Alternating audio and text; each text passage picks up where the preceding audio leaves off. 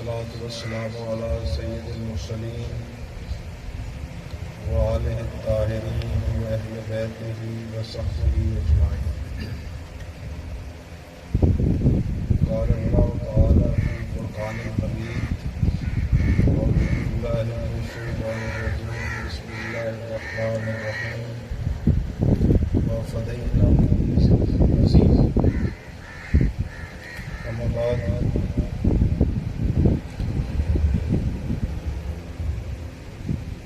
غریب و سادہ و رنگین ہے داستان حرم، غریب و سادہ و رنگین ہے داستان حرم، ابتدا ہے اسماعیل نہایت ہے حسین۔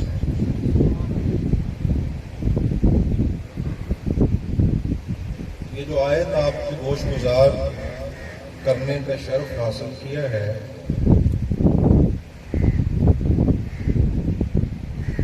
اس کو سمجھنے کے لیے اس کی مماثلت اور اس کا سیاق کلام سمجھنا ضروری ہے۔ فارسی میں کہتے ہیں معنی در بطن متکلم، معنی کلام کرنے والے کے بطن میں موجود ہوتا ہے، یا وہ کہتے ہیں معنی در بطن سیاق کلام۔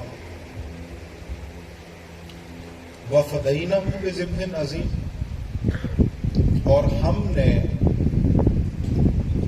یہ مفہوم عرض کر رہا ہوں،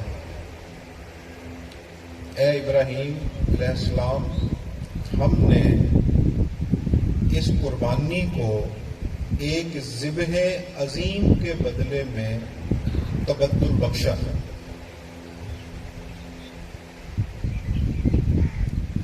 اب دیکھیے،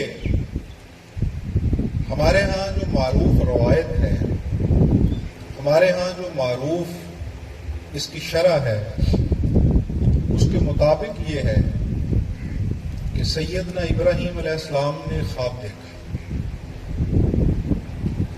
جس میں وہ اپنے صاحبزادے سیدنا اسماعیل علیہ السلام کو قربان کر رہے ہیں۔ اس خواب کو عملی جامہ پہنانے کے لیے انہوں نے اپنے بیٹے سے استفسار فرمایا، چونکہ عرب کہتے ہیں الولد سرا لابیہ، بیٹا باپ کا راز ہوتا ہے، اور بیٹا ہوتا ہی وہی ہے جو باپ کا راز ہو۔ جو باپ کا رازدار نہ ہو، باپ کا عکاس اور مظہر نہ ہو، قرآن اس کو بیٹا اور احد تسلیم نہیں کرتا۔ سیدنا نوح علیہ السلام نے جب فرمایا کہ یہ میرا بیٹا ہے، اللہ نے ارشاد فرمایا کہ تیرا بیٹا ہوتا تو تیرے ساتھ ہوتا، تیرے دائرے میں ہوتا۔ اسی لیے عرب کہتے ہیں کہ الناس علی دین ملوک ہے، چھوٹے بڑوں کے دین پہ ہوتے ہیں۔ الولد سرا لابیہ ہے، بیٹا باپ کا راز ہوتا ہے۔ جب سیدنا ابراہیم علیہ السلام نے استفسار فرمایا تو انہوں نے سر تسلیم خم کیا، اور انہوں نے فرمایا کہ آپ مجھے راضی پر رضا پائیں گے، آپ مجھے صابر و شاکر پائیں گے۔ انہوں نے اپنی گردن جھکائی۔ ایک واقعہ رونما ہوا، اللہ نے ارشاد فرمایا کہ آپ کی قربانی، آپ کا اخلاص، آپ کا استحکام، آپ کی للہیت قبول ہو چکی ہے، لیکن وہ قربانی جو ذبح عظیم کہلوائے گی وہ ابھی باقی ہے، ابھی اس کی ابتدا ہے، ابھی اس کا تسلسل باقی ہے، ابھی اس کی انتہا ہونا باقی ہے۔ سوال یہ ہے کہ وفدیناہ بذبح، ہم اس کو ذبح عظیم کے فدیے کے ساتھ مبدل لائیں۔ علماء ظواہر کی جو روایت ہے اس کے مطابق سیدنا اسماعیل کا جو فدیہ ہے، جس کو قرآن فقط فدیہ نہیں کہتا، بلکہ ذبح عظیم کے نام سے بھی معلوم کرتا ہے۔ اگر تو فقط فدیہ ہوتا تو سیدنا عبداللہ رضی اللہ تعالیٰ عنہ کا فدیہ بھی بہت سارے اونٹ قرار پایا تھا، چاہے وہ 100 تھے یا بعض روایات کے مطابق 200 تھے یا 50 تھے، بہرحال۔ لیکن قرآن جو اصطلاح استعمال فرماتا ہے وہ ذبح عظیم کی ہے، اور یہ بھی پیش نظر رکھیے کہ انسان کا جو فدیہ ہے وہ کائنات کی کوئی چیز نہیں ہو سکتی، اس لیے کہ لقد خلقنا الانسان فی احسن تقویم۔ اللہ ارشاد فرماتا ہے کہ انسان سے بہتر میں نے کچھ بھی خلق نہیں کیا، انسان سے بہتر کائنات میں کچھ بھی نہیں ہے۔ یہ انی جاعل فی الارض خلیفہ کا مظہر ہے، وَنَفَخْتُ فِيهِ مِن روحی کا مصداق ہے۔ انسان کی عظمت اور اس کی بلندی کی وسعتیں ایسی ہیں کہ ملائکہ اور ہر روحانی مخلوق انگشت بدنداں۔ انسان ملائکہ کا مسجود ہے، انسان ملائکہ کا استاد ہے، انسان ملائکہ سے افضل ہے، اور فقط افضل ہی نہیں ہے بلکہ جو اس کو سجدہ نہ کرے، قرآن کہتا ہے وَاسْتَكْبَرَ وَكَانَ مِنَ الْكَافِرِينَ، اس نے تکبر کیا اور وہ کافروں میں سے ہو گیا۔ اب اس کا تکبر کیا تھا؟ اس نے اللہ کا انکار نہیں کیا، توحید کا منکر نہیں تھا، وہ مقام آدم کا منکر تھا، وہ حضرت انسان کا گستاخ تھا۔ اس گستاخی کو تکبر کے اوپر محمول کرتے ہوئے قرآن کہتا ہے کہ من الکافرین، اور من الکافرین ماضی استمراری ہے، یہ استمرار کا فائدہ دیتا ہے، یہ آج بھی جاری ہے، یعنی آج بھی جو مقام آدم سے لابلد ہے اور مقام آدم سے ناآشنا ہے وہ من الکافرین میں شمار ہوتا ہے۔ یہ اس کی بلندی ہے، یہ اس کی وسعت ہے۔ وَنَفَخْتُ فِيهِ مِن روحی اس کے ماتھے کا جھومر ہے، انی جاعل فی الارض خلیفہ اس کا مقام ہے، اور اس کا فدیہ، اور وہ بھی ذبح عظیم کی صورت میں ایک مینڈا قرار پایا۔ یہ احباب گرامی ایک سوالیہ نشان ہے جس کی طرف غور کرنے کی ضرورت ہے کہ وَفَدَيْنَهُ بِذِبْحٍ عَظِيمٍ۔ فدیہ تو سمجھ میں آیا کہ انسان کی قربانی کا فدیہ ایک مینڈا ہوا یا جانور دے دیا گیا بطور فدیہ، لیکن بے ذبح عظیم قرآن کہتا ہے کہ اس کا فدیہ ہم نے وہ دیا ہے جو ذبح عظیم ہے۔ اس کا معنی یہ ہوا کہ وہ فدیہ جو ہے وہ اصل سے عظمت میں بڑھ کر ہونا چاہیے۔ یہ ہے اس قربانی کا تعارف، اور جس کی تکمیل ہوئی ہے نہایت ہے حسین، ابتدا ہے اسماعیل، غریب و سادہ اور رنگین ہے داستان حرم، نہایت ہے حسین، ابتدا ہے اسماعیل۔ اب وَفَدَيْنَهُ بِذِبْحٍ عَظِيمٍ، ہم اس کا فدیہ ذبح عظیم کی صورت میں ادا کریں۔ اس کو سمجھنے کے لیے مقام حسین کو سمجھنا چاہیے، اور مقام حسین کو سمجھنے کے لیے مقام محمد مصطفیٰ صلی اللہ علیہ وسلم کو سمجھنا چاہیے۔ سبحان اللہ۔ امام حاکم نے مستدرک کے اندر اس روایت کو بیان کیا، اور یہ روایت صوفیاء کے ہاں، صوفیاء کی کتب میں درجہ تواتر تک پہنچی ہوئی، اور یہ روایت بعض محدثین کے نزدیک اگرچہ چھ گوئی کا مصداق ضرور ہو،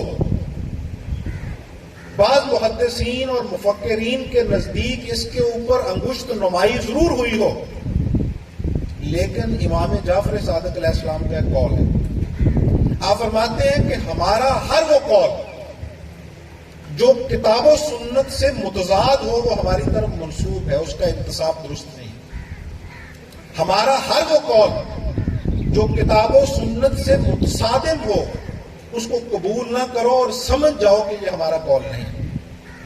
یعنی ہمارا قول کتاب و سنت کے مطابق ہوگا، تابع ہوگا، اور ہماری سیرت کتاب و سنت کے متبع ہوگی. اس اصول کو مد نظر رکھتے ہوئے اس حدیث کے اوپر اگرچہ چین گوئیاں ہوئی ہیں، لیکن یہ روایت عین قرآن کے مطابق ہے. کیونکہ قرآن جو ہمیں نتیجہ فکر دیتا ہے، قرآن سے جو افکار برآمد ہوتے ہیں، وہ یہ ہے کہ انسان کائنات کی تخلیق کی آخری مخلوق ہے. اور یہ آخری مخلوق کیوں ہے؟ آخری مخلوق ابتدا کا جوہر ہوا کرتی ہے. اس جملے کو سمجھنے کے لیے آپ مستحضر کریں گلاب کے پودے کو، دیکھیے اس کو ملاحظہ کیجئے، اس کا مشاہدہ کیجئے، اس کو دیکھیے جڑ سے لے کے تنے تک، تنے سے لے کے شاخوں تک، شاخوں سے لے کے شگوفوں تک، اور شگوفوں سے لے کے اس پھول تک جس میں اس کا عطر اور اس کا جوہر سمٹ آیا ہے. گلاب کا جو حسن ہے وہ جس درجہ نمایاں پھول میں ہے اس کے کسی اور تعین میں نہیں، اور اس کے کسی اور شہود میں نہیں. اس کا عطر اور اس کے جوہر تمام کے تمام سمٹ آئے ہیں. یعنی گلاب کا پودا گلاب کی تفصیل ہے، اور گلاب کا پھول اس کا اجمال ہے.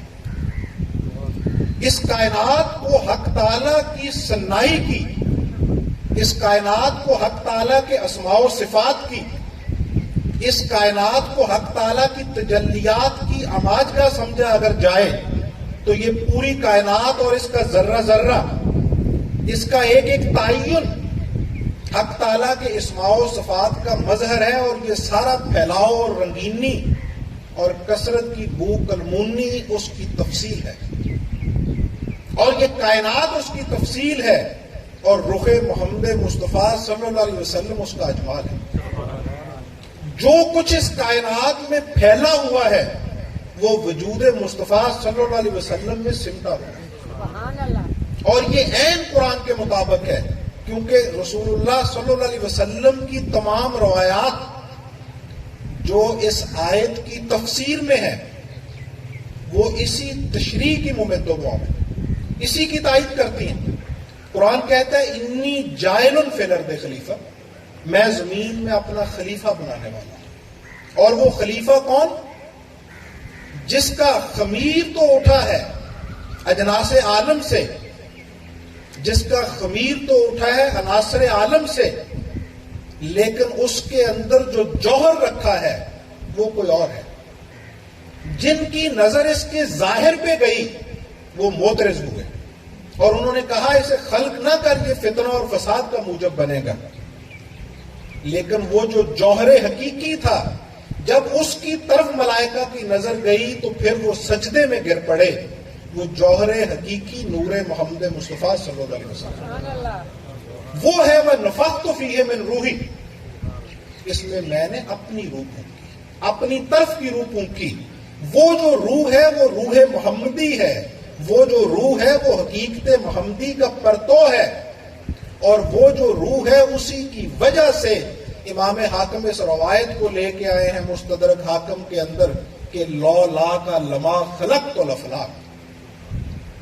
اب دیکھیے آدم روح کائنات ہے، انی جائل فی الارض خلیفہ کا مصداق ہے، اور جو اس کا منکر ہے وہ راندہ درگاہ ہے. واستکبر وکان من الکافرین، ماضی استمراری کے تابع ہے یہ آیت، استمرار کے تحت کہا ہے. یہ اس کو ماضی کا واقعہ کہہ کے بیان نہیں کیا قرآن نے، من الکافرین کہا ہے. یہ آج بھی جاری ہے، جو مقام آدم کا منکر ہے اور گستاخ ہے وہ اسی دائرے میں جاتا ہے. لولا کا لما خلقت الافلاک، اے محبوب صلی اللہ علیہ وسلم اگر آپ تشریف نہ لاتے، اگر آپ منصہ شہود پہ تشریف نہ لاتے تو یہ کائنات ہی وقوع پذیر نہ ہوتی. کائنات کی جو نبض ہے وہ قلب محمدی سے مستتر ہے. نبض کائنات قلب محمدی سے مستعار ہے. اسی لیے محققین صوفیہ نے یہ کہا ہے کہ یہ جو علماء ظواہر نے روایت کی ہے کہ جب رسول اللہ صلی اللہ علیہ وسلم معراج پہ تشریف لے گئے تو بستر بھی گرم رہا، وضو کا پانی بھی بہتا رہا، دروازے کی کنڈی بھی ہلتی رہی. وہ کہتے ہیں اس کی وجہ یہ ہے کہ رسول اللہ صلی اللہ علیہ وسلم جان کائنات ہے. جب کائنات سے جان نکل گئی تو وقت بھی رک گیا، زمان و مکان اپنی جگہ پہ ٹھہر گئے. جب زمان و مکان ٹھہر جاتے ہیں تو ہر چیز میں تغیر رونما ہو جاتا ہے. آپ خلا میں جائیں آپ کا وزن مبدل ہو جاتا ہے، آپ گہرائی میں جائیں آپ کے وزن کی حیثیت تبدیل ہو جاتی ہے. تو جب آپ یہاں سے تشریف لے گئے تو کائنات کی نبض وہیں رک گئی. اس کائنات کی نبض جو ہے وہ رسول اللہ صلی اللہ علیہ وسلم کی حرکت سے مستعار ہے. اور یہی معنی ہے وَمَا أَرْسَلْنَاكَ إِلَّا رَحْمَةً لِّلْعَالَمِينَ. اے محبوب صلی اللہ علیہ وسلم، ہم نے آپ کو دو عالم کے لیے رحمت بنا کر بھیجا. دو عالم تو آج بھی موجود ہیں اور بعضوں کے نزدیک وہ رحمت ناپید ہو گئی. چہ معنی دارت. اس پہ غور کیجئے، سوچئے، واپس پلٹیے صوفیاء اور محققین کے افکار کی طرف کہ کائنات موجود ہے، جسم موجود ہے، اور آپ کہتے ہیں کہ روح ناپید ہو گئی، روح مفقود ہو گئی، روح معدوم ہو گئی. جس دن، جس وقت، جس گھڑی رحمت دو عالم صلی اللہ علیہ وسلم نعوذ باللہ مفقود ہو گئے، یہ کائنات معدوم ہو جائے. اس کائنات کا موجود ہونا سرکار دو عالم صلی اللہ علیہ وسلم کی موجودگی پہ منحصر ہے، انحصار پذیر ہے. لولا کا لما خلقت الافلاک، آپ تشریف نہ لاتے تو یہ کائنات ہی موجود نہ ہوتی. یہ تعارف ہے اس شخصیت کا جس شخصیت نے یہ کہا حسین منی وانا من حسین. یہ اس شخصیت کا تعارف ہے جس نے یہ کہا کہ حسین مجھ سے ہے اور میں حسین میں سے. کیونکہ حسین کا تعارف کرنے اور کروانے سے پہلے، حسین کو سمجھنے اور سمجھانے سے پہلے سرکار دو عالم صلی اللہ علیہ وسلم کے مرتبے کو سمجھنا ضروری. جو قاتلین حسین تھے، جو گستاخ حسین تھے، جو گستاخ حسین ہیں، انہیں یہ تعارف کروانے کی ضرورت نہیں ہے کہ محمد مصطفیٰ صلی اللہ علیہ وسلم حسین کے نانا ہیں. وہ جانتے ہیں، انہیں معلوم ہے کہ محمد مصطفیٰ صلی اللہ علیہ وسلم کے حسین نواسہ ہیں. انہیں مسئلہ یہ درپیش ہے کہ وہ مقام محمد مصطفیٰ سے واقف ہیں، کیونکہ حسین کا مقام اسے سمجھ نہیں آ سکتا جسے مقام رسالت سمجھ نہیں آتا. قاتلین حسین وہی ہیں جنہوں نے اس وقت کہا تھا کہ محمد ابن عبداللہ لکھی گئی، ہم محمد رسول اللہ کو نہیں مانتے. یہ وہی تھے جو محمد کو عبداللہ کا بیٹا اور محمد کو قریش کی ایک آف شوٹ قبیلے ہاشم کا فرد جانتے تھے. محمد صلی اللہ علیہ وسلم کو اپنا رشتہ دار سمجھتے تھے. اور یہ وہی فکر ہے جو آج بھی گامزن ہے اور مختلف رخ تبدیل کر کے برسرے پیکار ہے. اور آج بھی وہ کہتی ہے کہ محمد صلی اللہ علیہ وسلم کا احترام بڑے بھائی جتنا ہے. یہ بڑے بھائی کے احترام کا نتیجہ ہی کربلا تھی. بڑے بھائی کا تو گلا بھی کاٹا ہے، روایات میں موجود ہے. یہاں تو باپ کی آنکھیں بھی نکالی گئی. ذرا مغلیہ دور کی تاریخ اٹھا کے دیکھیے شاہ جہاں کے ساتھ کیا ہوا تھا. وہ کسی کا باپ تھا، اس کو قید کیا گیا، اس کی آنکھیں نکالی گئیں، اس کو قتل کیا گیا. تاریخ انسانیت آج بھی انگشت با دنداں ہے. ایک طرف انسانیت کے ماتھے کا جھومر ہے وہ اکابرین انسانیت جن کے اوپر انسانیت کو فخر اور ناز ہے، اور دوسری طرف وہ قتل و غارت گری جہاں پہ انسانیت شرمسار ہے.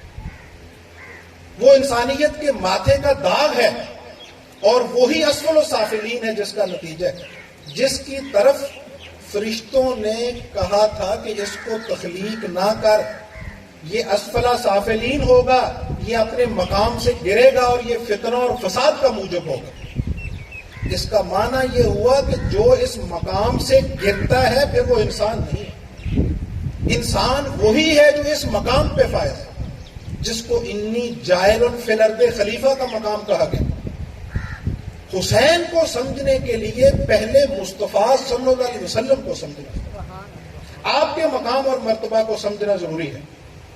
یہاں ہم افراد و تفرید کا شکار ہو گئے ہیں، ہم حفظ مراتب کو ترک کر بیٹھے ہیں، ہم جو صحابہ کا مرتبہ ہے ان کو دینے کے لیے تیار نہیں، جو اہل بیت کا مقام ہے اس کو ماننے کے لیے تیار نہیں، اور اس کے اندر کمپیریزن پیدا کرنا شروع کر دیا، اس کے اندر مماثلت تلاش کرنے کی کوشش پیدا کی۔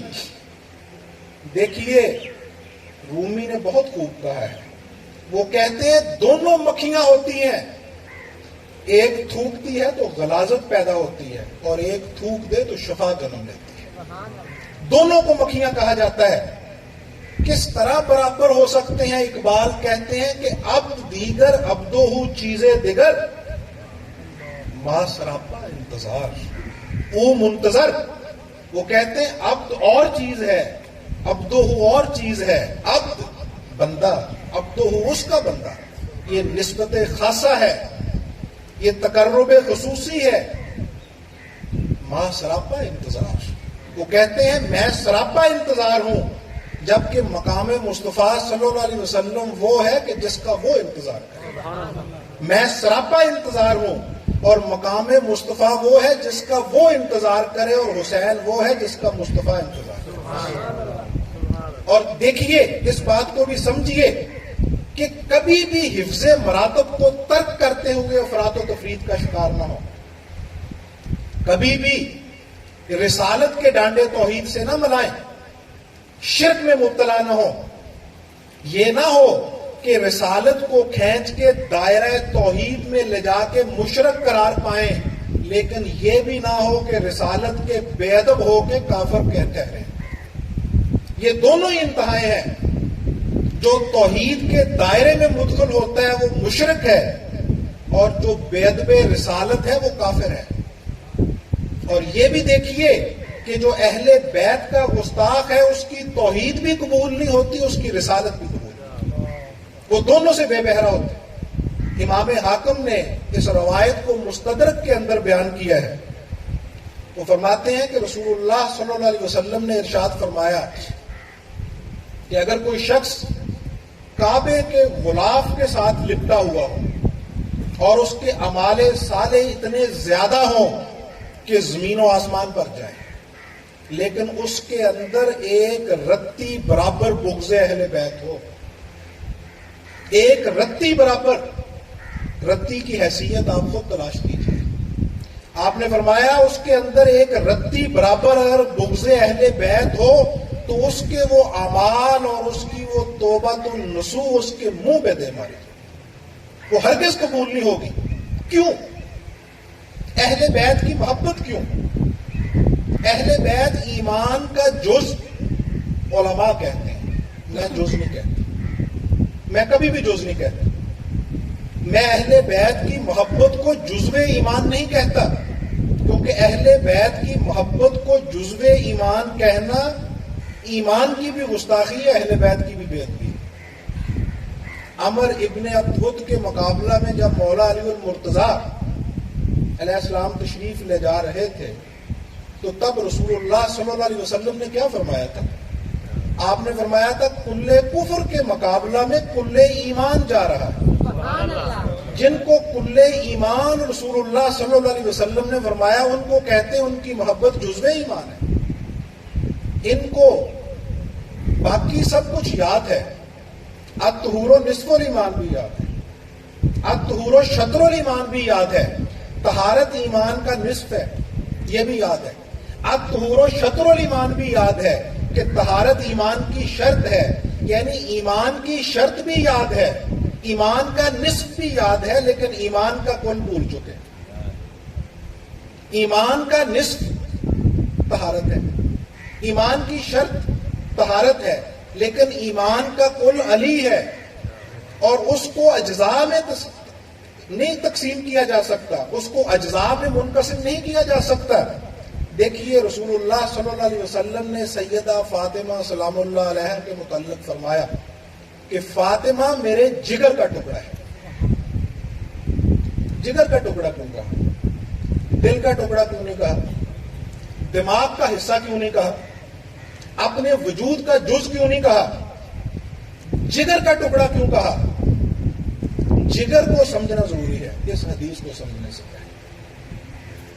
مانا در بطن سیاق کلام 500 کام ہیں وجود انسانی کے اندر جو جگر کے لگا، 500 کام ہیں۔ خون کو صاف کرنے میں اہم رول جگر کا ہے، خون کو بنانے میں اہم رول جگر کا ہے، خون پہنچانے میں اہم رول جگر کا ہے۔ اس کا معنی یہ ہوا کہ جگر وہ چیز ہے جو انسانی جسم کے ایک ایک عضو کے اندر اعضاء و جوارے کو متحرک رکھنے کے لیے بنیاد کا کام سر انجام دیتا ہے۔ اسی لیے رسول اللہ صلی اللہ علیہ وسلم نے فرمایا فاطمہ میرے جگر کا ٹکڑا ہے، جس نے اسے تکلیف دی اس نے مجھے تکلیف دی۔ اس بات کو سمجھنے کے لیے مقام رسالت کو سمجھنا ضروری ہے۔ ہمیں رسالت کا فیض جو صحابہ پہ ہوا وہ تو یاد ہے، اور وہ سارا آنکھوں پہ۔ ہم صحابہ کے غلام ہیں، صحابہ کے غلاموں کے بھی غلام ہیں۔ جس مٹی سے وہ گزرے اس مٹی کو اپنی آنکھوں کا سرما قرار دیتے ہیں۔ لیکن یہ بھی پیش نظر رکھیے کہ اہل بیت کے بالمقابل صحابہ کو نہ لائیں۔ صحابہ کا شرف ہی اہل بیت کی وجہ سے، صحابہ بنے ہی اہل بیت کی وجہ سے۔ اور دیکھیے کہ صحابہ وہ ہیں جن کو اسلام سے فائدہ پہنچا ہے، اور اہل بیت وہ ہیں جن سے اسلام کو فائدہ پہنچا۔ صحابہ وہ ہیں جن کی امارت اسلام کے خون سے استوار ہوئی ہے، اور اہل بیت وہ ہیں جن کے خون سے اسلام کی امارت سینچی گئی، اس کی رگوں میں ان کا خون ہے۔ جب اسلام کو چھتری کی ضرورت تھی تو اہل بیت کے سرخیر جناب ابی طالب نے چھتری کا کام سر انجام دیا۔ جب اسلام کی امارت کو مضبوطی کی ضرورت تھی تو مفسر اسلام علی المرتضیٰ کرم اللہ وجہ الکریم نے اس کی بنیادوں کو مضبوط کیا۔ اور جب اسلام کی امارت کو رنگین کر کے عالم انسانیت کے لیے ایک تمثیل بنانے کی ضرورت تھی تو شہید اسلام امام علی مقام نے اپنا اور اپنے خاندان کا خون اس کی بنیادوں کو فراہم کیا تاکہ تا قیامت یہ مضبوط ہو جائیں اور استوار ہو جائیں، اور وہ فدینہ بذبح عظیم، وہ جو قربانی ہے اس کی تکمیل ہو جائے۔ اب دیکھیے یہ قربانی اس گھر میں کیوں رکھی گئی؟ سیدنا ابراہیم علیہ السلام کی ذریت میں ہے آپ، لیکن پھول آخر پہ آتا ہے، پھول کی جگہ ہی آخر پہ ہے، کیونکہ وہ سارے جواہرات کو سمیٹ کے یہاں ہوتا ہے۔ وہ منصع شہود پہ پورے عطر کو کشید کر کے آتا ہے، اس نے آخر پہ آنا ہے۔ وَفَدَيْنَهُ بِذِبْحٍ عَظِيمٍ، ہم اس کا مبدل ذبح عظیم کی صورت میں لائیں گے۔ لَقَدْ خَلَقْنَا الْإِنسَانَ فِي أَحْسَنِ تَقْوِيمٍ، انسان سے آنا کچھ بھی نہیں ہے۔ اب سیدنا اسماعیل کی قربانی بظاہر وقوع پذیر نہیں، ان کی جگہ پہ مینڈا ذبح کیا گیا۔ اب مینڈا ذبح عظیم کس طرح ہو سکتا ہے؟ انسان عظیم ہے، عظیم المرتبت ہے، مسجود ملائکہ ہے، افضل کائنات ہے، وَنَفَخْتُ فِيهِ مِن روحی کا مصداق ہے، اسماء و صفات الہیہ کا مظہر ہے، اللہ کے تمام اسماء کا اجمالاً فیض ہے اس کے وجود موصول۔ اس کا مبدل ایک مینڈے کی صورت میں کس طرح ہو سکتا ہے جبکہ اس کو ذبح عظیم بھی کہا جائے؟ ذبح عظیم کے لیے کسی عظیم شخص کا قربان ہونا ضروری ہے، کسی عظیم شخص کا قربان ہونا ضروری ہے۔ اور لولا کا لما خلقت الافلاک، اے محبوب صلی اللہ علیہ وسلم آپ سے عظیم کوئی نہیں، آپ ختمی مرتبت ہیں، آپ اس کائنات کی معراج ہیں، بعد از خدا بزرگ توئی، قصہ مختصر، اور آپ کا رخ جو ہے وہ رخ یار کا آئینہ ہے، اور آپ کے رخ میں عاشق رخ یار کو ملاحظہ کرتے ہیں۔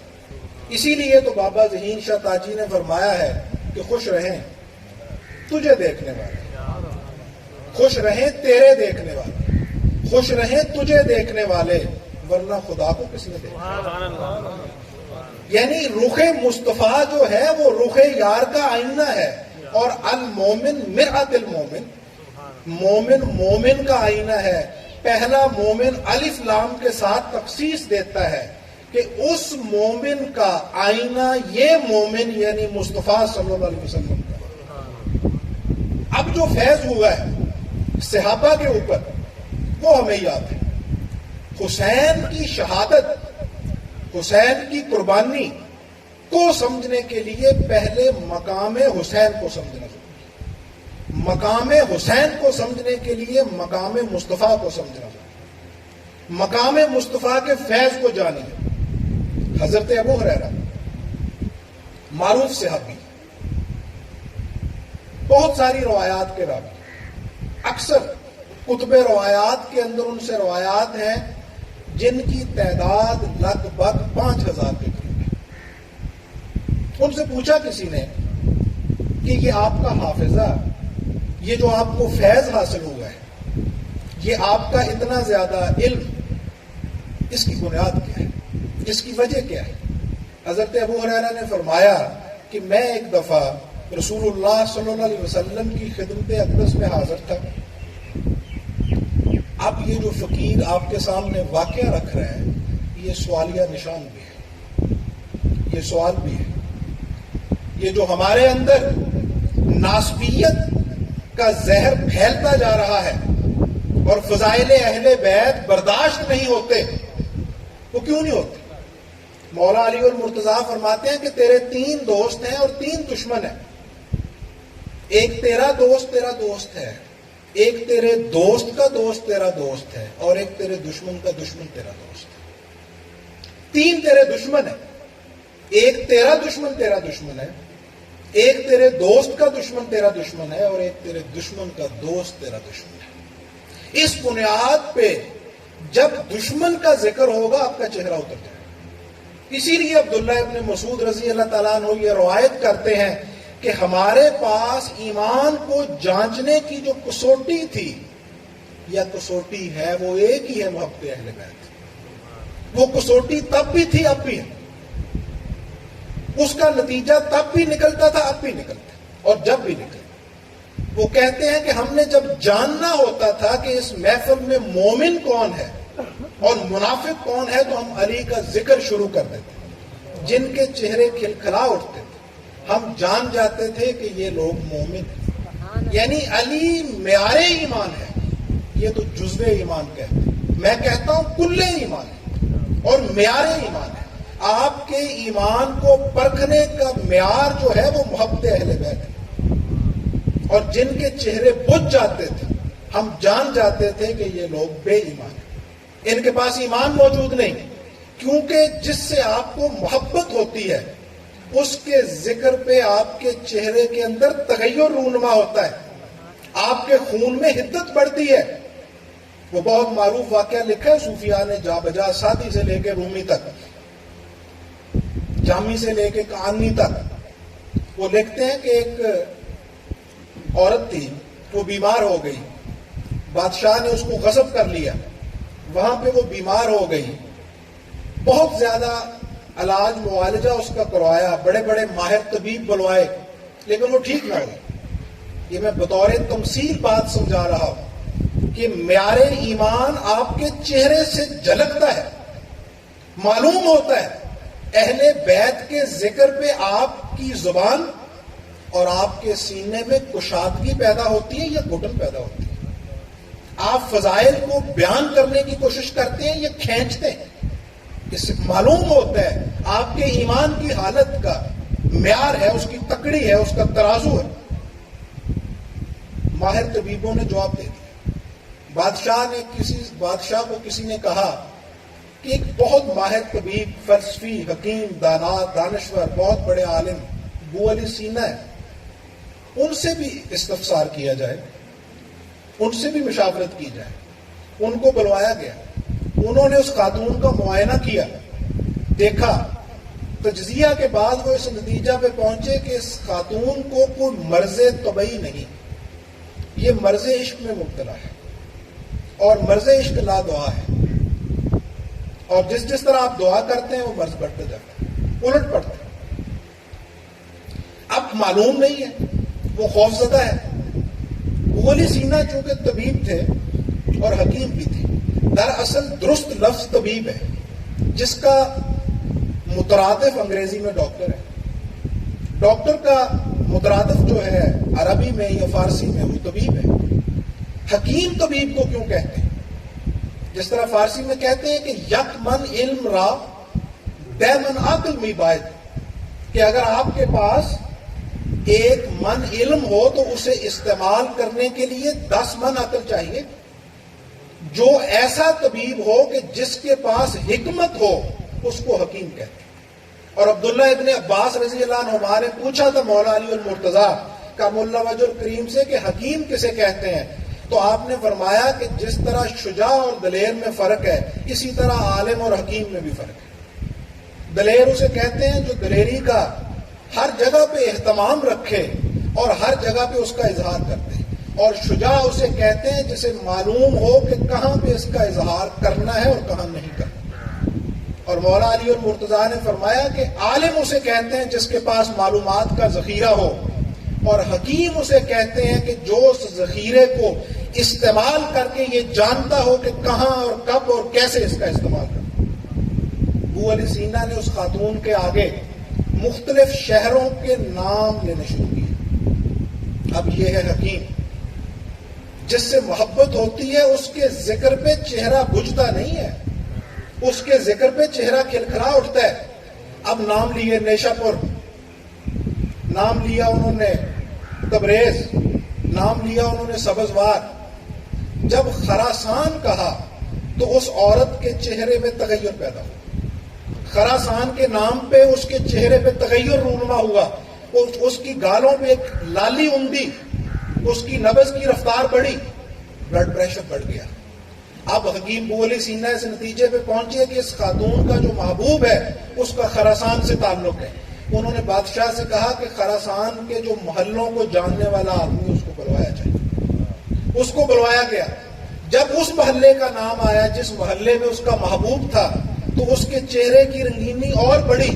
پھر اس نے کہا کہ اس محلے کی دائی کو طلب کیا جائے، وہ گھروں کا حال جانتی ہے۔ دائی کو بلوایا گیا، اور جب اس نے نام لیے تو اس کے محبوب کے نام پہ اس کی حالت ایسی متغیر ہوئی کہ اس خاتون کو ہارٹ اٹیک ہوا، اور وہیں وہ اپنی جان آفریں کے سپرد کر گئی، یعنی وہ عشق کی شہید بن گئی۔ یہ روایت، یہ تمثیل میں نے آپ کی گوش گزار اس لیے کی ہے کہ آج جو بجھے چہرے کے ساتھ کہتے ہیں کہ ہمیں بھی اہل بیت سے محبت ہے، آج جو دبے لہجے کے ساتھ کہتے ہیں کہ ہمیں بھی اہل بیت سے محبت ہے، آج جو فضائل کو چھپانے کے بعد اور فضائل میں تنقید کرنے کے بعد کہتے ہیں کہ ہمیں بھی اہل بیت سے محبت ہے، وہ اپنے احوال کا جائزہ لیں کہ شیخ سعدی فرماتے ہیں کہ خوشبو کو اپنا تعارف نہیں کروانا پڑتا، خوشبو اپنا تعارف خود ہوتی ہے۔ آپ کے اندر اگر محبت اہل بیت ہوتی، آپ میں اگر محبت اہل بیت ہوتی تو وہ خود امٹتی، وہ آپ کے چہرے سے نمایاں ہوتی، وہ آپ کے انگ انگ اور وجود سے نمایاں ہوتی۔ تو حضرت ابو ہریرہ نے کہا کہ یہ رسول اللہ صلی اللہ علیہ وسلم کا فیض ہے۔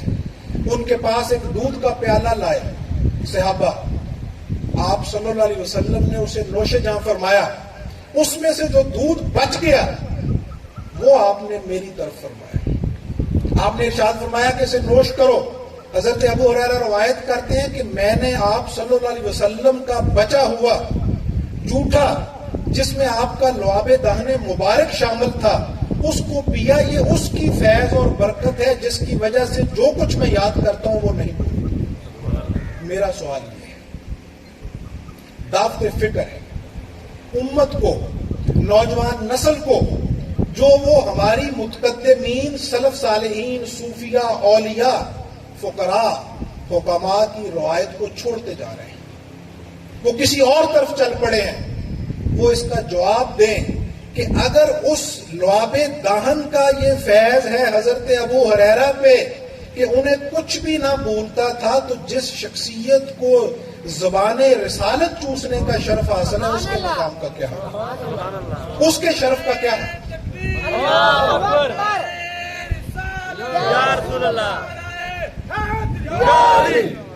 یہ مقام حسین. اور دیکھیے رسول اللہ صلی اللہ علیہ وسلم نے ارشاد فرمایا کہ حسن اور حسین نوجوانان جنت کے سردار ہیں. حسن اور یہ پوری روایت اہل سنت اور اہل تشیع دونوں کے ہاں متفقن علیہ اور حد تواتر تک پہنچی، اور جو روایت متفقن علیہ ہو اور حد تواتر تک پہنچی ہوئی ہو وہ سند کی بھی محتاج نہیں ہوتی، وہ حوالے کی بھی محتاج نہیں. ہر مؤلف نے، ہر محقق نے اس کو لکھا ہے، اس کو درج کیا ہے. پوری روایت یہ ہے، آپ نے فرمایا کہ حسن اور حسین نوجوانان جنت کے سردار ہیں اور ان کے باپ ان سے بھی بہتر ہیں. اب ذرا غور کیجئے، حسن اور حسین نوجوانان جنت کے سردار ہیں اور ان کے باپ ان سے بھی بہتر ہیں.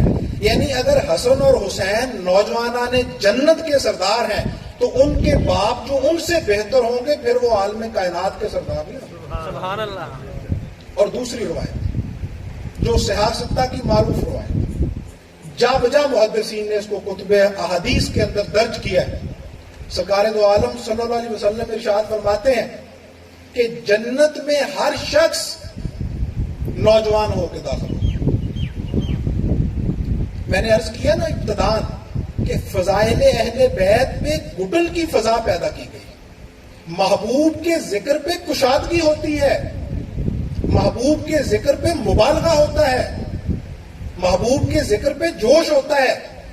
اگر آپ کی طبیعت بوجھل ہو رہی ہے، آپ کی طبیعت بجھ رہی ہے، آپ کی طبیعت، جامی کہتے ہیں کہ میں تو اپنے محبوب کا ذکر بھی اس لیے قلم بند نہیں کرتا کہ کجا میرے اور محبوب کے درمیان میں کاغذ اور قلم نہ حائل ہو جائے.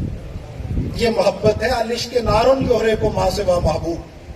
ایک بال بھی، رومی کہتے ہیں محب اور محبوب کے درمیان میں ایک بال بھی کوہ طور کی مانند ہے. محبوب کا ذکر ہو اور اس پہ کیڑے نکالیں، محبوب کا ذکر ہو اور اس پہ نقد و تبصرہ کریں. جب صحابہ کی باری آتی ہے تو یہ کہتے ہیں کہ فضائل میں ضعیف روایت بھی چل جاتی ہے، اور جب اہل بیت کی باری آتی ہے تو ہم متفقن علیہ روایت بھی پیش کرتے ہیں تو اس کی سندوں پہ بھی بحث شروع کرتے ہیں. یہ کیا ہے؟ بالمقابل تو یہ خود لے آئے ہیں، ہم تو بالمقابل نہیں لاتے. ہم تو کہتے ہیں صحابہ کا شرف صحابیت ہی اہل بیت کی وجہ سے، انہی کی وجہ سے، انہوں نے سب کچھ عطا کیا ہے. اگر ضعیف روایت فضائل کے باب میں چل جاتی ہے تو فضائل اہل بیت کے باب میں قرآن کی آیت اور صحیح حدیث کو کیوں نہیں مانتے؟ اب دیکھیے، سب نے جانا ہے جنت کے اندر جوان ہو کے، اور آپ نے فرمایا کہ نوجوانان جنت کے سردار حسن اور حسین ہیں. اب اس روایت پہ یہ تبصرہ کرتے ہیں ہمارے برادران ملت، اور وہ کہتے ہیں کہ جی حسن اور حسین جوانوں کے سردار ہوں گے، بڑوں کے نہیں ہوں گے.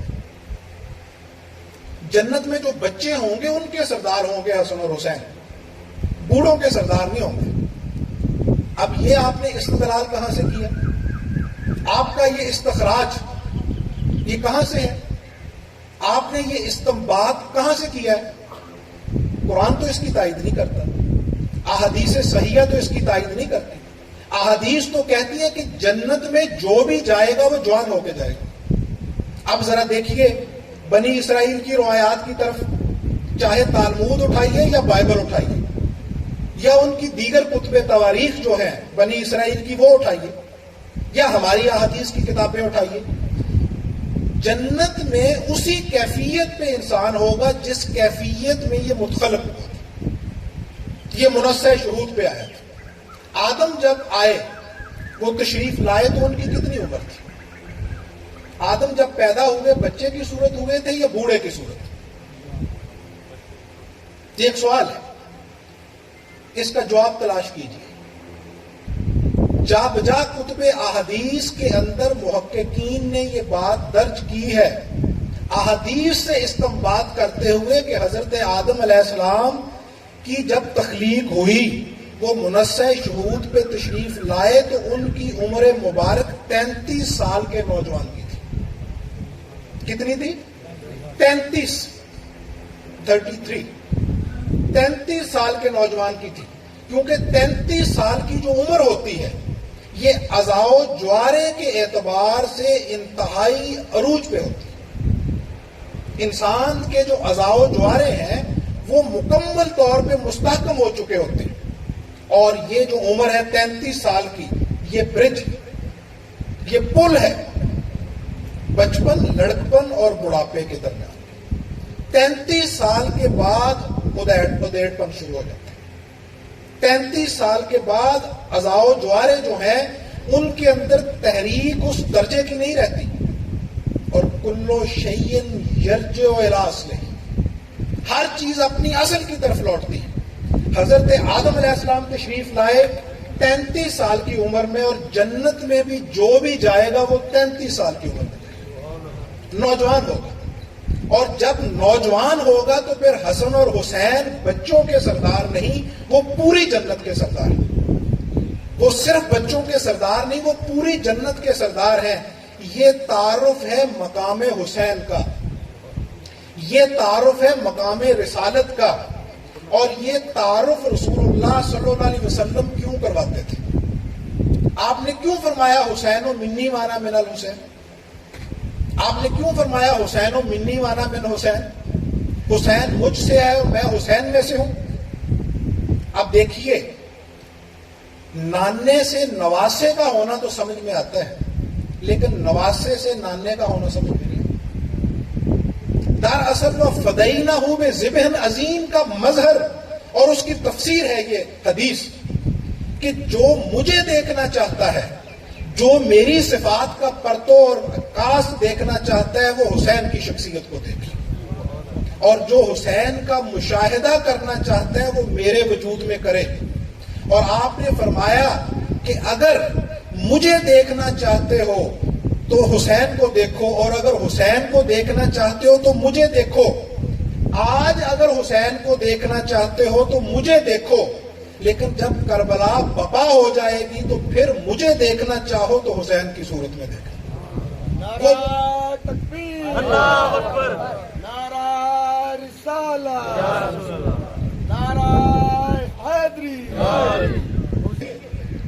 کربلا کے بعد اگر تم مجھے دیکھنا چاہتے ہو تو پھر حسین کی صورت میں دیکھنا، کیونکہ حسین نے اس قربانی کی تکمیل کی ہے. دیکھیے، اس کائنات میں روحانی طور پہ 2 مراتب وقوع پذیر ہیں، 2 مراتب رواتب ہیں. ایک مقام نبوت ہے، ایک مقام ولایت ہے. مقام نبوت کی تکمیل کی ہے ختمی مرتبت محمد مصطفیٰ صلی اللہ علیہ وسلم. جس طرح گلاب کا پھول جو ہے وہ گلاب کے پودے کی تکمیل کرتا ہے اور اس کی معراج ہے، اسے معراج پہ پہنچاتا ہے. اور ولایت کی تکمیل جو کی ہے وہ امام حسین علیہ السلام نے کی. وہ ولایت کے ختمی مرتبت ہیں، وہ امامت کے ختمی مرتبت ہیں. اب دیکھیے، تینوں چیزیں اسی گھرانے میں رکھنا یہ مقصود تھا کہ اگر نبوت اس گھرانے میں رکھی ہے، رسالت اس گھرانے میں رکھی ہے، امامت اس گھرانے میں رکھی ہے، تو شہادت کبریٰ اور شہادت عظمیٰ پہ بھی کوئی اور گھرانہ فائز نہیں ہو سکتا. وہ صرف وہی گھرانہ ہو سکتا تھا جس کے لیے قرآن کی یہ شہادت ہے کہ انما یرید اللہ لیذھب عنکم الرجس اہل البیت ویطہرکم. اور اللہ جو چاہتا ہے وہ ہو جاتا ہے. اللہ تو بس یہ چاہتا ہے کہ آپ کو اور آپ کے اہل بیت کو ہر نجاست سے پاک رکھے. یہ تعارف ہے مقام حسین کا، یہ تعارف ہے امام علی مقام ختمی مرتبت فی الامامت کا، ختمی مرتبت فی الولایت کا. اور یہ وہ ذمہ داری تھی جو امام علی مقام کے کرنے کی تھی. مجھے وہ ایک بہت خوبصورت جملہ یاد آ گیا. اگرچہ وہ شخصیت متلقن ہمارے ہم مکتب نہیں ہے، ہمارے نظریات سے ہم آہنگ نہیں، لیکن قدردان جو ہوتا ہے وہ لال کی قدر کرتا ہے، چاہے وہ گدھے کے گلے میں بھی کیوں نہ ڈالا۔ قدردان جو ہوتا ہے اسے معلوم ہو جاتا ہے کہ اس چیز کی قدر کرنی چاہیے۔ الجنس یحب الجنس، جنس جنس کی طرف کھنچتی ہے، تو ہم تو قدردان ہیں۔ علم جس جگہ پہ بھی موجود ہے، دانش اور حکمت کی بات جس جگہ پہ بھی موجود ہے، سرکار دو عالم صلی اللہ علیہ وسلم نے فرمایا کہ حکمت مومن کی گمشدہ میراث ہے، جہاں سے بھی ملے لے لو۔ اور یہ نہ دیکھو کون کہتا ہے، یہ دیکھو وہ کیا کہتا ہے۔ مودودی صاحب، ان سے کسی نے کہا کہ جب بہت سارے تابعین نے، جب بہت ساری صحابہ کی اولادوں نے اور بعضوں کے نزدیک بہت سارے صحابہ نے یزید کی بیعت کر لی تھی، تو پھر حسین نے کیوں بیعت نہیں کی؟ اب یہ تو مودودی صاحب کا اپنا ظرف ہے جو انہوں نے کہا۔ خاکسار اگر اس سوال کا جواب دے، مجھے کسی نے پوچھا تھا کہ جو شخص گستاخ اہل بیت ہے، جس شخص کے اندر بغض اہل بیت ہے، اس کی امامت میں نماز ہو جاتی ہے؟ کیونکہ اس کے پاس ایک فتویٰ تھا کسی عالم ظاہر کا، جس نے کہا تھا کہ اس کے پیچھے بہرحال نماز ہو جاتی ہے۔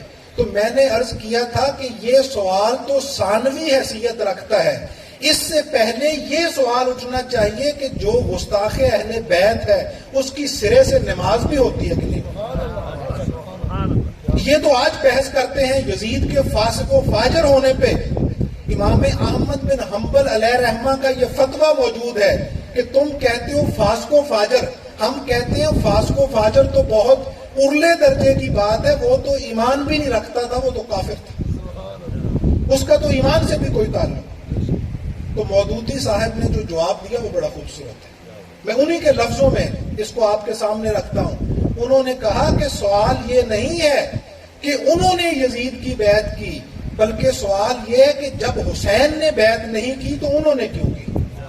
اور اس کی وجہ یہ ہے کہ رسول اللہ کے نمائندہ وہ نہیں تھے، وہ نہ صحابہ تھے نہ ان کی اولادیں تھیں، بلکہ رسول اللہ صلی اللہ علیہ وسلم کا وارث، آپ کے ممبر کا وارث، آپ کے سٹیج کا وارث اور آپ کی ولایت اور روحانیت اور امامت کا وارث حسین ہے۔ حسین منی وانا من حسین، حسین مجھ سے اور میں حسین میں سے ہوں۔ جب حسین نے نہیں بیعت کی تو ان کی بیعت کرنا بے وقت ہے۔ یہ تعارف ہے مقام حسین کا، اور یہ تعارف میں نے اس لیے کروایا ہے کہ یہ جو گفتگو کے آخر میں چند جملے میں نے آپ کے گوش گزار کرنے، ان کی حیثیت سمجھانے کے لیے۔ عمارت وہی مضبوط ہوتی ہے جس کی بنیاد مضبوط ہو۔ اس گفتگو کو مضبوطی فراہم کرنے کے لیے یہ جو تمہیدی گفتگو میں نے کی ہے اتنی تفصیل کے ساتھ، وہ اسی لیے اتنا مضبوط استنباط اور استدلال کیا ہے کہ تاکہ اس کے اوپر جو ہم عمارت استوار کریں وہ مضبوط ہو۔ اب حسین یزید کے خلاف اٹھے، یہ ایک وقتی واقعہ نہیں ہے، اس کی تاریخ ہے، اس کی بہت لمبی تاریخ ہے۔ ہو سکتا ہے کہ ایک نشست میں یہ گفتگو نہ سمٹ سکے، لیکن سوال یہ ہے، اور وہ سوال حالات حاضرہ کے تناظر میں بھی ہے۔ جس طرح محب محبوب کے ذکر پہ متغیر ہوتا ہے، محبوب کا ذکر اس کے اوپر اثر انداز ہوتا ہے، مجھے یہ بھی بتائیے، جو میں سوال رکھنا چاہتا ہوں کہ محبت کا وہ کون سا ایسا درجہ ہے کہ جس میں محبوب سے تو ہمیں دلچسپی ہو اور محبت کا ادعا بھی موجود ہو، لیکن محبوب کی تعلیمات سے کوئی دلچسپی نہ ہو، اس کو درخور اعتراض نہ ہم سمجھیں۔ یہ محبت کا کون سا درجہ ہے کہ محبوب کہتے کسے ہیں؟ وہ اشفاق صاحب کہتے ہیں کہ ان کی زوجہ نے ان سے پوچھا کہ محبوب کے نو کہندے نے، تو کہنے لگے کہ جہدے نال محبت ہوے، تو انہوں دا بیٹا کہنے لگا کہ جہدے نال محبت ہوے اے محبوب دی ٹرانسلیشن ہے، ڈیفینیشن نہیں ہے۔ میں ٹرانسلیشن نہیں پوچھی، ترجمہ نہیں پوچھا، میں دی شرح پوچھی ہے۔ تو کہتے مینوں معلوم نہیں ہے، بابا جی نو پوچھ دیں، اپنے شیخ نو۔ یہی ہے نا وہ راسخون فی العلم جن کی طرف قرآن کہتا ہے ادھر جانا پڑتا ہے۔ جائے استاد خالی، استاد کی جگہ خالی ہوتی ہے، پر چاہے وہاں کسی بابا جی کو بٹھائیں، چاہے شیخ طریقت کو بٹھائیں، مفتی صاحب کو بٹھائیں، مراجع کو بٹھائیں، مجتہد کو بٹھائیں، مفتی صاحب کو بٹھائیں، لیکن جائے استاد خالیست، مرشد کی جگہ پہ کسی کو ماننا پڑتا ہے، کسی کو سپیریئر ماننا پڑتا ہے، اپنے سے اوپر تسلیم کرنا پڑتا ہے۔ وہ گئے اور پوچھا کہ بابا جی محبوب کنوں آندے نے؟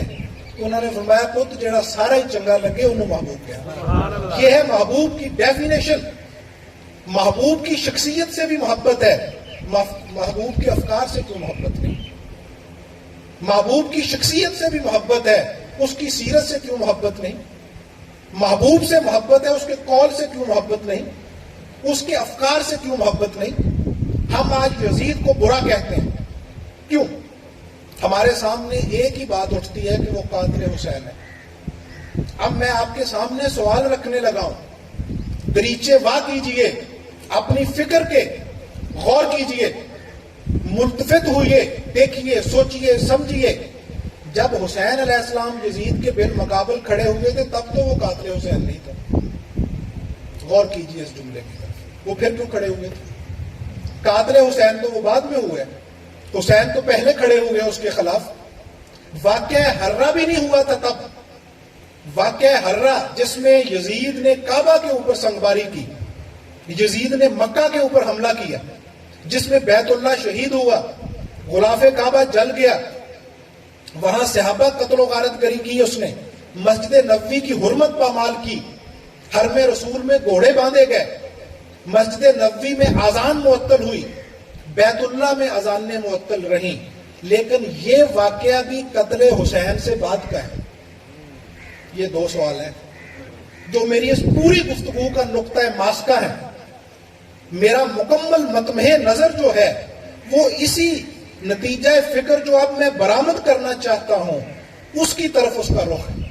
غور کیجیے، ہم یزید کو برا کہتے ہیں، کافر بھی کہتے ہیں، فاسق و فاجر بھی کہتے ہیں، قاتل حسین بھی کہتے ہیں، حتیٰ کہ میں تو یہ بھی کہتا ہوں کہ یزید جو ہے وہ گستاخ رسول بھی ہے۔ وہ گستاخ رسول کیوں ہے؟ آج ہم کہتے ہیں نا فلاں شخص نے رسول اللہ کے نام کی گستاخی کی۔ او بھائی، آج تو رسول اللہ کے نام کی کو گستاخی کرتا ہے تو تم اسے گستاخ رسول کہتے ہو۔ حسین تو رسول اللہ کا جسم ہے۔ اس گلے کی گستاخی کی گئی، اس گلے کو کاٹا گیا جس گلے کو رسول اللہ چوما کرتے تھے، ان پسلیوں کو توڑا گیا جن کے بوسے رسول اللہ صلی اللہ علیہ وسلم نے، اس ماتھے کو ابر آلود کیا گیا جس ماتھے اور پیشانی کو رسول اللہ صلی اللہ علیہ وسلم بوسے لیتے، اس جسم اطہر کے اوپر تیر اور تلواریں چلائی گئیں جس جسم اطہر کو اپنی رانوں کے اوپر آراستہ اور پیوستہ کیا کرتے تھے سرکار دو عالم، اپنے سینے کے ساتھ لگایا کرتے تھے۔ رسول اللہ صلی اللہ علیہ وسلم کے منبر کی حرمتیں بیان کرتے ہوئے آج کے مقررین اور خطباء نہیں تھکتے، اور رسول اللہ صلی اللہ علیہ وسلم کے کاندھوں پہ بیٹھنے والی شخصیت کو حسین کہتے ہیں۔ ان کی گستاخی کرنا یہ گستاخی رسالت کا بھی سب سے بڑا درجہ ہے۔ لیکن یہ سب کچھ ہونے کے باوجود سوال یہ ہے کہ یزید نے تب تک تو ان میں سے کچھ بھی نہیں کیا تھا، نہ ابھی قتل حسین کا ارتکاب ہوا ہے، نہ ابھی تک واقعہ ہررا نمودار ہوا ہے، تو پھر حسین کیوں کھڑے ہوئے اس کے مقابلے؟ اس بات کو سمجھنے کے لیے مولا علی المرتضیٰ کرم اللہ وجہ الکریم کا وہ قول مبارک آپ کے گوش گزارتا ہے۔ آپ فرماتے ہیں کہ حکومتیں شرک کرتے ہوئے بھی چل سکتی ہیں، حکومتیں کفر کرتے ہوئے بھی چل سکتی ہیں، لیکن حکومتیں ظلم کی بنیاد پہ نہیں چل سکتی۔ یہ وہ بنیاد ہے جس کی وجہ سے حسین یزید کے مقابلہ میں کھڑے ہوئے تھے، اور یہ وہ وجہ ہے جس کی وجہ سے ہم کہتے ہیں کہ حسین نے کربلا میں دین کو بچایا۔ دین کی حرمت پامال ہو رہی تھی، دین کی بنیادیں منہدم ہو رہی تھیں، اور خلافت راشدہ کے اوپر ملوکیت کے انبار ڈال دیے گئے تھے، اس کے اوپر اس کے بادل چھا چکے تھے۔ یہ وہ بنیاد ہے۔ مولا علی المرتضیٰ فرماتے ہیں کہ ظلم کی بنیاد پہ حکومت نہیں چل سکتی، اسلامی مملکت، اسلامی حکومت کی بنیاد عدل پہ، انصاف پہ۔ سرکار دو عالم صلی اللہ علیہ وسلم سے جب ایک سفیر نے پوچھا آپ کا مطمع نظر کیا ہے، آپ کیا چاہتے ہیں، جس مملکت کو آپ قائم کر رہے ہیں اس کی بنیاد کیا ہے؟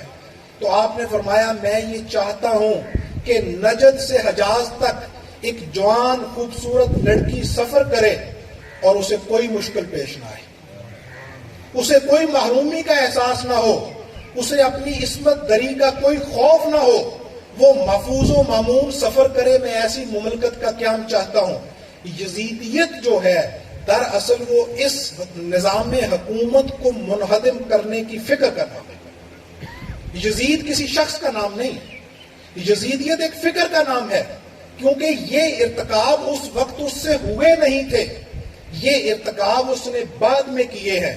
حسین علیہ السلام کی جو یزید کے ساتھ جنگ تھی دراصل وہ وہی جنگ ہے جو رسول اللہ صلی اللہ علیہ وسلم کی کفار عرب کے ساتھ تھی۔ حسین کی جنگ سٹیٹس کے ساتھ، حسین کی جنگ نسب کے ساتھ، حسین کی جنگ قومیت کے ساتھ، حسین کی جنگ لسانیت کے ساتھ، حسین کی جنگ عصبیت کے ساتھ۔ حسین کا مطمع نظر للہیت ہے، حسین کا مطمع نظر تقوی ہے، حسینیت کا مطمع نظر انصاف ہے، حسینیت کا مطمع نظر عدل ہے۔ یہ وہ بنیاد تھی جس کی وجہ سے کربلا بپا ہوئی اور یزیدیت آج بھی موجود ہے۔ بقول واصف ہم زندگی فرعون، نمرود اور یزید کے مطابق گزارنا چاہتے ہیں۔ ہم چاہتے ہیں کہ زندگی کی لذتیں اور زندگی کو یزید کی طرز فکر اور طرز زندگی کے مطابق گزاریں اور ہماری آخرت حسین کے ساتھ۔ ایسا نہیں ہوتا، ہر چیز کی قیمت ہوتی ہے۔ امام علی مقام نے دین کو بچانے کے لیے اپنا خون پیش کر کے ایک قیمت دی۔ اللہ فرماتا ہے کہ یہ لوگ سوچتے ہیں کہ ہمیں جنت مفت میں مل جائے گی، جنت مفت میں نہیں ملتی۔ حسین کو جو کہا ہے کہ حسن اور حسین نوجوانان جنت کے سردار ہیں، یہ حسین نے جو جنت کی سرداری ہے یہ مفت میں نہیں لی۔ حسین نے جنت کی سرداری اپنا خون دے کے لی، خون سینچ کے اور خون دے کے انہوں نے اس قربانی کی تکمیل کی ہے۔ آج بھی ہمارے لیے یہ بات دعوت فکر فراہم کرتی ہے کہ اگر ہم حسینیت کے علم بردار ہیں اور حسینیت کے راستے پہ چلنا چاہتے ہیں تو سب سے پہلے حسینیت کو اپنے جسموں میں نافذ کرو، اپنی فکر پہ نافذ کرو، اپنے گھروں پہ نافذ کرو، اپنے معاشرے پہ نافذ کرو۔ یزید کو لعنت ڈالنا، یزید پہ لعنت برسانا، وہ دراصل یہی ہے کہ ہم حسین کے ساتھ کھڑے ہیں، اور حسین کے ساتھ کھڑے ہونے کا مطلب ہے فکر حسین کے ساتھ کھڑے۔ آخر میں ایک منقبت نئی رقم کی ہے امام علی مقام کی حضور میں، وہ میں آپ کے گوش گزار کرتا ہوں اور اس کے ساتھ پھر اس گفتگو کو اختتام کی طرف لے کے جاتے ہیں۔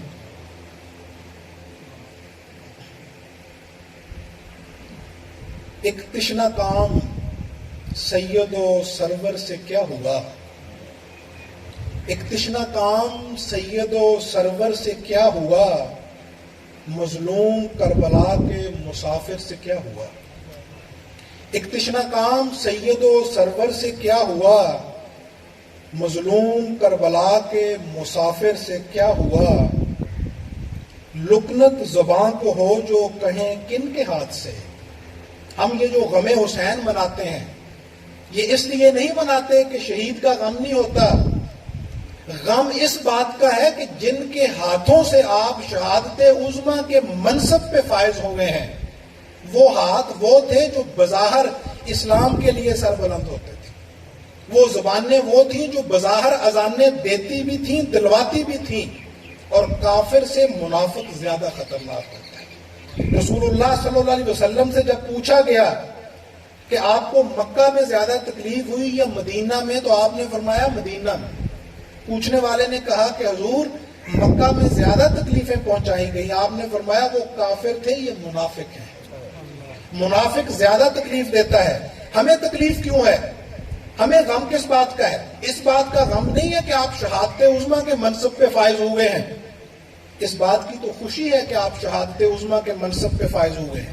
ہمیں بھی غم اسی بات کا ہے جس کا غم رسول اللہ صلی اللہ علیہ وسلم کو تھا۔ ہم بھی اسی طرح روتے ہیں جس طرح سرکار دو عالم صلی اللہ علیہ وسلم بھی روئے تھے غم حسین، اور یہ سیدہ ام سلمہ اور حضرت عائشہ رضی اللہ عنہما کی روایات، ان کی روایات ہے کہ آپ روئے تھے، اور یہ آپ کی سنت ہے۔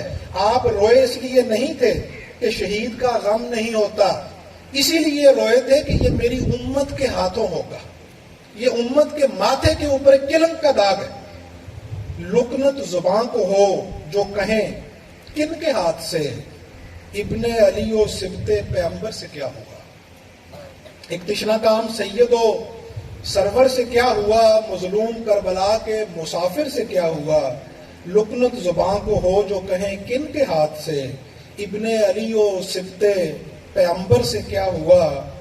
ابن حسن وہ سید قاسم کے کیا ہوئے، ابن حسن وہ سید قاسم کے کیا ہوئے۔ ان لخت جگر مطہر سے کیا ہوگا، ان لخت جگر مطہر سے کیا ہوا۔ ہم شکل مصطفیٰ کہ وہ ہم زور مرتضیٰ، ہم شکل مصطفیٰ کہ وہ ہم زور مرتضیٰ۔ لاکھوں سلام ہوں علی اکبر سے کیا ہوا۔ ایک تشنا کام سید و سرور سے کیا ہوا۔ طاقت کہاں کہ حضرت عباس کی ہو بات، طاقت کہاں کہ حضرت عباس کی ہو بات۔ سقائے سیدہ سے دلاور سے کیا ہوا۔ ایک تشنا کام سید و سرور سے کیا ہوا۔ معصوم کے گلے پہ وہ تیرے ستم کے اف، معصوم کے گلے پہ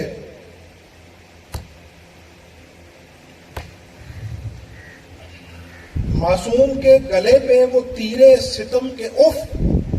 یا سیدہ سکینہ برادر سے کیا ہوا۔ اس کا تلفظ سکینہ ہے، پنجابی یا اردو میں سکینہ مستعمل ہے، بہرحال وہ بھی آپ پڑھ سکتے ہیں، درست تلفظ سکینہ ہے۔ یا سیدہ معصوم کے گلے پہ وہ تیرے ستم کے اف، یا سیدہ سکینہ برادر سے کیا ہوا۔ کہتی مخدرات شہ مشرقین ہیں، مخدرات ادب کے لیے عورتوں کو کہا جاتا ہے۔